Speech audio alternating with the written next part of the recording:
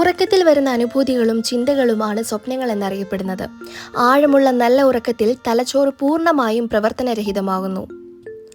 അതുകൊണ്ട് തന്നെ മാനസിക പ്രവർത്തനങ്ങളും അപ്രത്യക്ഷമാകും. എന്നാൽ ഈ ബോധം കെട്ടുള്ള ഉറക്കം മുഴുവൻ സമയവും ഉണ്ടാകുന്നില്ല. ബാക്കി സമയം നേരിയ ഉറക്കത്തിലായിരിക്കും. ഈ സമയത്ത് തലച്ചോറ് ഭാഗികമായി പ്രവർത്തിക്കുവാൻ ആരംഭിക്കുകയും മനസ്സ് ചെറിയ തോതിൽ ഉണരുകയും ചെയ്യും. ഇങ്ങനെ നേരിയ ഉറക്കത്തിൽ നടക്കുന്ന മാനസിക പ്രവർത്തനമാണ് സ്വപ്നമെന്ന് ചുരുക്കത്തിൽ വിശകലനം ചെയ്യാം.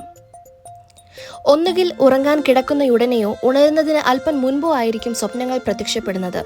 സ്വപ്നം എന്നത് ശാസ്ത്രത്തിന് പിടികിട്ടാത്ത പ്രഹേളികയാണ്. കൃത്യമായിട്ടുള്ള ഒരു നിഗമനങ്ങളിലും ശാസ്ത്രം ഇതുവരെ എത്തിച്ചേർന്നിട്ടില്ല. സ്വപ്നം ഉറക്കത്തിനും ഉണർവിനുമിടയിലെ ചെറിയ യാത്രയാണ്. സ്വപ്നം കാണാനുള്ള കാരണം ഉറങ്ങുന്നതിനു മുന്നേ മനസ്സിലൊരു ചിന്തയെ മാത്രം പിന്തുടരുകയും അതിൻ്റെ എല്ലാ വശങ്ങളെക്കുറിച്ചും മനസ്സും ശരീരവും പിന്തുടരാതെയും ചെയ്യുമ്പോൾ അറിയാതെ തളർച്ച മയക്കത്തിലേക്ക് ശരീരത്തെ കൊണ്ടെത്തിക്കുകയും ചെയ്യുന്നു. ഈ കാരണത്താൽ പിന്തുടരുന്ന ചിന്തകളെ പൂർണ്ണമാക്കാൻ ശരീരത്തിന് സഹായമില്ലാതെ മനസ്സ് ഒറ്റയ്ക്ക് പ്രവർത്തിക്കുമ്പോൾ ഉണ്ടാകുന്ന പരിണത ഫലമാണ് സ്വപ്നം.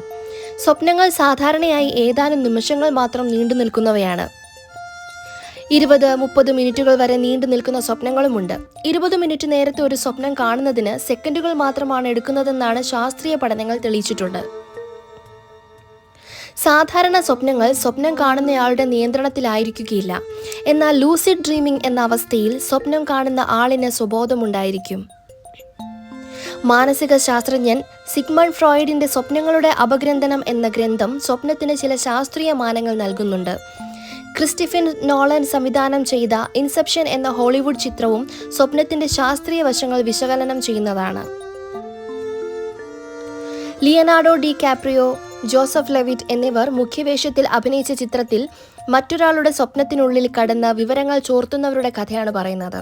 ഒരാളുടെ സ്വപ്നം നിരവധി ആളുകൾക്ക് ഷെയർ ചെയ്യുന്നതുൾപ്പെടെയുള്ള രംഗങ്ങൾ ചിത്രത്തിലുണ്ട്.